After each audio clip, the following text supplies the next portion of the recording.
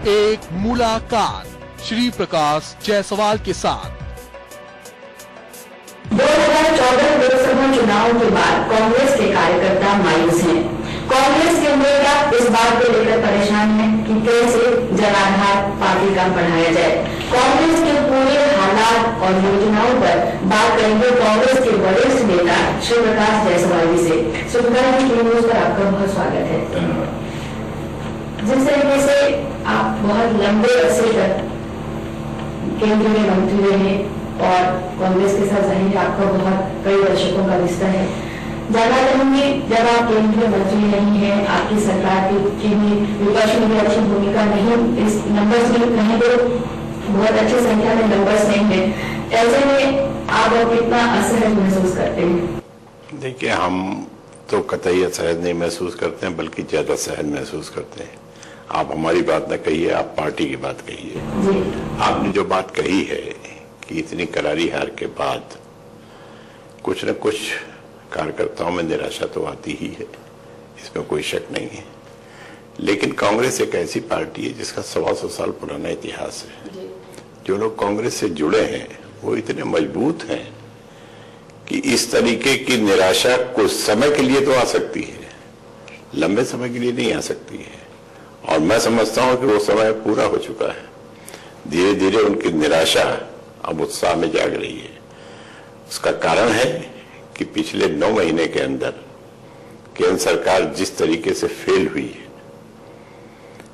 हमें याद नहीं पड़ता है कि कोई भी सरकार इतनी जल्दी इस तरीके से फ्लॉप हुई हो। 1977 और 80 के बीच का भी समय मैंने देखा है, जब जनता पार्टी की सरकार बनी थी, वो भी इतनी जल्दी फ्लॉप नहीं हुई थी। उसको भी फ्लॉप होने में 2 साल 2.5 साल लगा था। तो स्वाभाविक है कि ये सरकार फ्लॉप हो रही, इसकी नीतियां फ्लॉप हो रही, जनता में आक्रोश बढ़ रहा है। तो हमारे कार्यकर्ताओं में जनता को सही रास्ता, सही फैसला दिलाने के लिए, न्याय दिलाने के लिए उनमें उत्साह बढ़ेगा। जैसा कि आपने देखा कि लोकसभा चुनाव में जनता पार्टी ने एक चेहरा दिया, बहुत मजबूत चेहरा। ऐसा कोई चेहरा अगर कांग्रेस पार्टी में नजर नहीं आता या आपने सामने नहीं किया, शायद इस वजह से मैं ऊपर वाले से ये कामना करता हूं कि कभी भूल कर भी ऐसा चेहरा कांग्रेस को न देना जो चेहरा ये कहे कि ये तो चुनावी जुमला था, लोगों ने बैंक अकाउंट खुला लिए, लोगों ने तैयारी कर ली कि अब 15-15 लें तो 2-2, 4-4 लाख रुपए तो पहली किस्त के रूप में आ ही जाएंगे।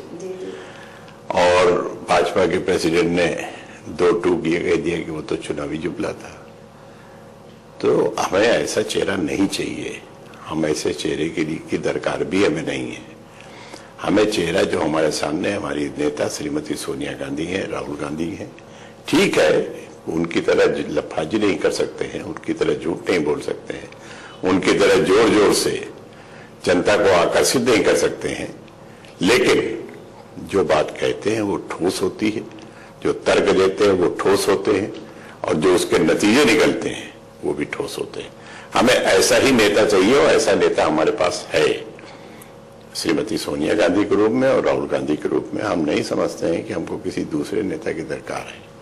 ठीक है, एक बार भाजपा ने जो चेहरा दिया, उस चेहरे ने लोगों को आकर्षित किया, लोगों में ये उम्मीद जागी कि शायद हमारी समस्याओं का समाधान ये शख्स कर देगा।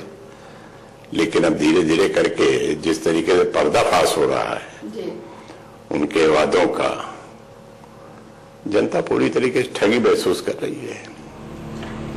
बहुत सारे राजनीतिक विचारक ये मानते हैं कि कांग्रेस पार्टी अब तभी रिवाइव हो सकती है जब सोनिया गांधी परिवार या गांधी परिवार के बाहर आकर के कई नेताओं को तरजीह दी जाए, नए चेहरे पेश किए जाएं। आपकी क्या राय है? देखिए, अपने अपने विचार हो सकते हैं, नेताओं को तरजीह दी जाए, नए नए चेहरे लाए जाएं, इससे हम इनकार कैसे कर सकते हैं?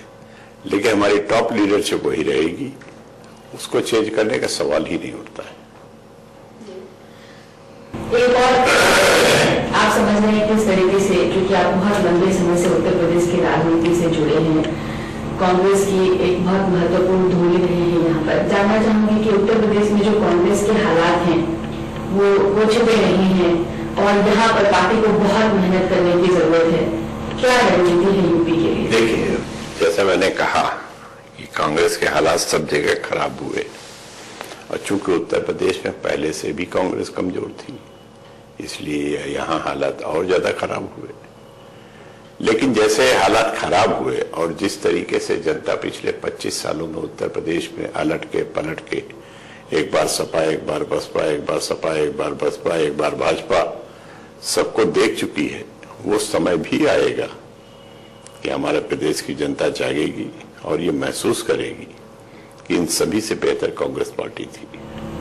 नहीं, वो समय का इंतजार करना चाहिए। नहीं, तो काफी लंबा समय कांग्रेस पार्टी ने लिया है, इसमें कोई शक नहीं है, काफी लंबा समय बीत गया और इसी आधार पर मैं कह भी रहा हूं कि काफी लंबे समय से लोगों ने एक्सपीरियंस भी कर लिया है कि सपा उनका कोई कल्याण नहीं कर सकती है, बसपा उनका कोई कल्याण नहीं कर सकती है, भाजपा उनका कोई कल्याण नहीं कर सकती है। ये सब अपना कल्याण तो कर लेंगे, जनता कल्याण नहीं कर पाएंगे। यहाँ पर जो मुद्दों की कमी दिखती है, कार्यकर्ताओं का उत्साह बहुत ही कम है, नेताओं की भी कमी दिखती है।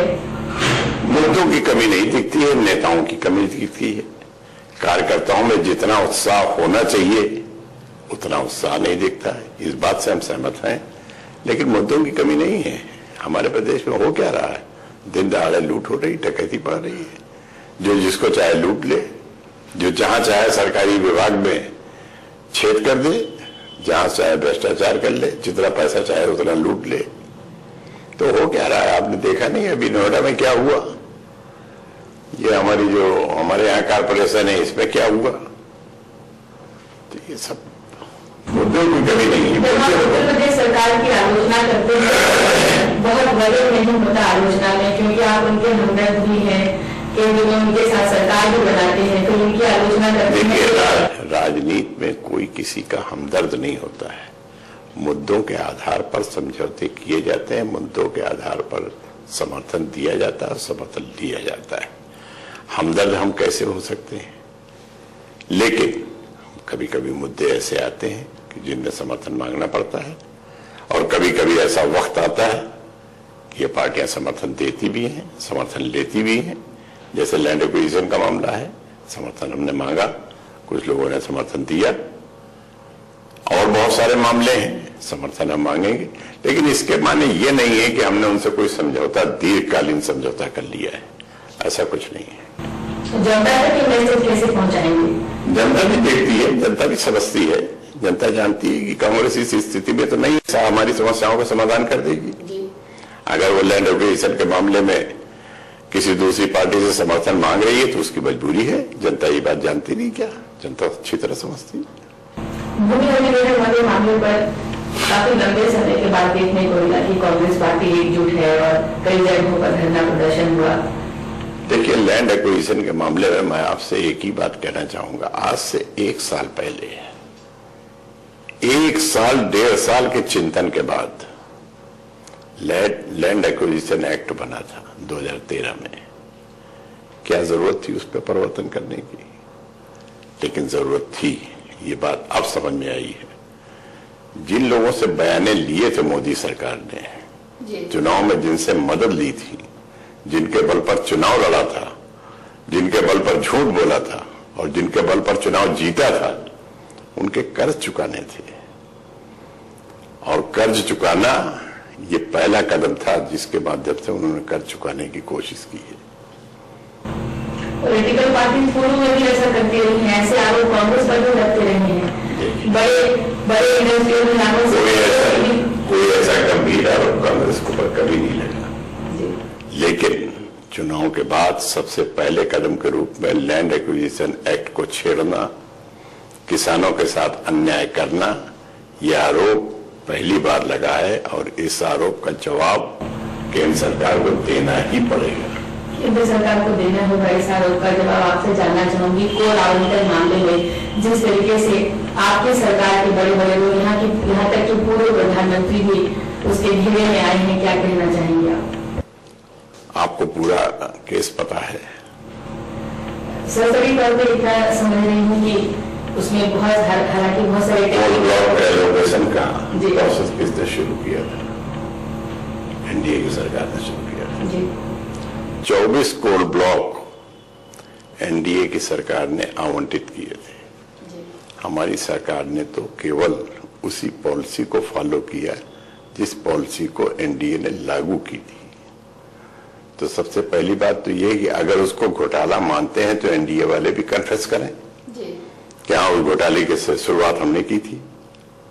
और नहीं, आज बढ़ चढ़ कर कहा जा रहा है 2 लाख करोड़ का प्रॉफिट होगा, कुल मिलाकर 5 लाख करोड़ का प्रॉफिट होगा। चलिए, हम मानते हैं 5 लाख करोड़ का प्रॉफिट कितने साल में होगा? 50 साल में। पहले तो 50 से डिवाइड करिए, 10,000 करोड़ बचा। 1 साल में 10,000 करोड़ का प्रॉफिट होगा।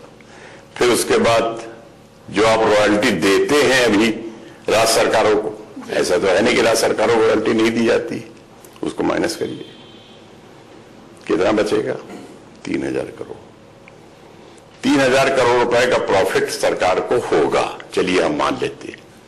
हमें ये बताइए कि 3,000 करोड़ रुपए का प्रॉफिट होगा और जो लोग ऊंची ऊंची बोली लगा के कोयला ले रहे हैं, उदाहरण के लिए मैं कहता हूं, जो 10 रुपए केजी में कोयला खरीदते थे तो 12 रुपए इलेक्ट्रिसिटी देते थे। आज 12 रुपए में खरीदेंगे तो क्या भाव में इलेक्ट्रिसिटी देंगे? कोई अपने घर से देगा? ये कारपोरेट सेक्टर के लोग जो ले रहे हैं ऊंची बोली लगा के, ये अपने घर से देंगे? पब्लिक से वसूलेंगे। 12 रुपए की जगह इलेक्ट्रिसिटी 14 रुपए हो जाएगी। 10 रुपए की जगह इस्पात 12 रुपए हो जाएगा। 15 रुपए की जगह सीमेंट 17 रुपए हो जाएगा। आखिरकार ये बर्डन पड़ना किस पर है? हम जनता पर। तो मैं ये मानता हूं कि इससे कोई फायदा नहीं, लेकिन हमारी सरकार ने ये पॉलिसी तैयार की थी। अगर 6 महीने हम और सत्ता में रहते तो हम भी ऑक्शन करते। क्यों करते? क्योंकि इससे ट्रांसपेरेंसी जरूर सामने आती है। ट्रांसपेरेंसी के मामले में इस पर उंगली उठाने की गुंजाइश बहुत कम होती है, अनटिल एंड अनलेस जो सरकार एक्शन कर रही है वो पारदर्शिता के साथ एक्शन करे। मुझे पता नहीं कितना पारदर्शिता ये अपना रहे हैं, ये तो आगे आने वाले समय में मालूम पड़ेगा, लेकिन केवल पारदर्शिता के क्षेत्र में तो हम मान सकते हैं कि इससे लाभ होगा। आम पब्लिक को इससे कोई लाभ नहीं होगा।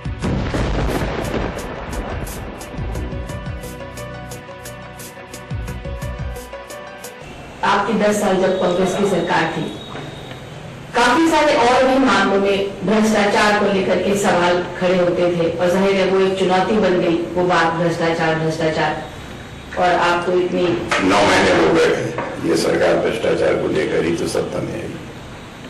हमें आप ये बता दीजिए कि किस विभाग में, किस कार्यालय में, किस डिपार्टमेंट में, किस अधिकारी में, कहां पर भ्रष्टाचार से राहत मिली है लोगों को। हम ये नहीं कहते हैं 9 महीने में भ्रष्टाचार दूर कर देंगे, कोई नहीं कर सकता है, लेकिन अगर 2-4% भी कभी ना आई हो भ्रष्टाचार में तो आप क्या कहेंगे? आपकी बात से सहमत नहीं हूँ। कोई और भ्रष्ट है इसलिए आप भी भ्रष्ट होंगे, ये कोई तर्क नहीं।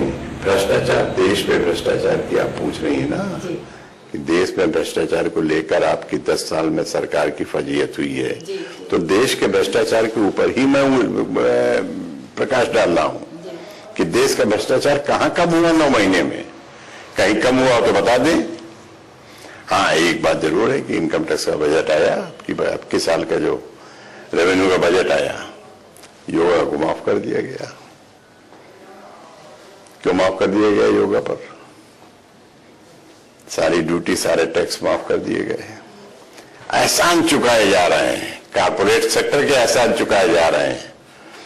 जिन लोगों ने अपनी विश्वसनीयता के आधार पर सरकार को नैतिक सपोर्ट दिया, उनके एहसान चुकाए जा रहे हैं। केवल एक सूत्री कार्यक्रम चल रहा है। मैं किसी का नाम नहीं लेना चाहता हूं किनका एहसान और चुकाया जा रहा है, लेकिन आप अच्छी तरह समझ सकते हैं जिन्होंने नैतिकता के आधार पर अपनी लोकप्रियता का लाभ उठाकर इस सरकार को फायदा पहुंचाया, उनका एहसान चुकाया जा रहा है। एक बात और बहुत चर्चा में रहती है आपकी पार्टी के अंदरूनी मामलों को लेकर कि प्रियंका गांधी को सामने लाया जाएगा, प्रियंका गांधी को सामने लाया जाएगा, तब कांग्रेस की तस्वीर जो है बदलेगी। देखिए, ये पूरा मामला परिवार का मामला है। उसमें हम लोग कौन पॉलिटिक्स में आएगा कौन नहीं आएगा, इस पे हम लोग कोई बात कैसे कह सकते हैं, कोई टिप्पणी कैसे कर सकते हैं। ये सोनिया जी के परिवार का मामला है, जैसा उचित समझेंगे वैसा करेंगे। फिलहाल राहुल जी मैदान में है और राहुल जी हम समझते हैं सक्षम है कांग्रेस को चलाने में। पिछले कुछ दिनों में जिस तरीके से आपने देखा सदन में चर्चा हुई और बार बार खबरें आई कि बजट सत्र में राहुल गांधी नहीं थे, आपको नहीं लगता कि इसका हमें एक बात का जवाब दीजिए, लोकसभा में राहुल जी क्या है? नेता है, उपनेता है। राज्यसभा में राहुल जी क्या है? कांग्रेस के नेता है, कांग्रेस के उपनेता है। कोई बदल नहीं, कांग्रेस का चेहरा तो है, सांसद है। लोकसभा और राज्यसभा के लिए चेहरे काम नहीं आते। ये आपकी पार्टी के सबसे चेहरे के रूप में तो है। हमारी पार्टी के चेहरे के रूप में है, पार्टी का ही काम वो बैठ के कर रहे हैं। उसी चिंतन का नतीजा है कि 5 राज्यों में प्रदेश कांग्रेस कमेटी के अध्यक्षों का बदलाव हो गया। हुआ कि नहीं हुआ? एक राज्य में बदलाव में दांतों पसीने छूट जाते हैं लोगों को, और 5 राज्यों में पीसीसी प्रेसिडेंट का बदलाव हुआ। ये उसी चिंतन का ही तो नतीजा है जहां तक पार्टी का ताल्लुक है। और जहां तक लोकसभा राज्यसभा का ताल्लुक है, लोकसभा और राज्यसभा में नेता, उपनेता, चीफ विप सब बने हुए हैं। आसानी के साथ लोकसभा राज्यसभा में कांग्रेस का रिप्रेजेंटेशन वो करने को तैयार है और कर रहे हैं। क्या जरूरत है उसमें कौन सी जरूरत है राहुल जी की? ये तो एक जुमला बना लिया आप लोगों ने के साथ, नहीं राहुल जी नहीं है, राहुल जी नहीं। अरे भाई, राहुल जी अगर नेता होते लोकसभा कांग्रेस पार्टी के, उपनेता होते, तब तो आप कहती तो समझ में आता है कि भाई वो नेता है, उपनेता है। अच्छा, एक बात बताइए, अध्यक्ष श्रीमती सोनिया गांधी है, राहुल जी उपाध्यक्ष हैं, राष्ट्रपति प्रणब मुखर्जी हैं, अंसारी साहब उपराष्ट्रपति हैं। अंसारी साहब अगर महीने 2 महीने के लिए कहीं चले जाएं तो उससे देश की सेहत पर क्या फर्क पड़ेगा? कोई फर्क नहीं पड़ेगा। राष्ट्रपति तो है ही। राष्ट्रपति अगर चले जाएं तो थोड़ा सा सेहत पर फर्क पड़ सकता है, लेकिन उपराष्ट्रपति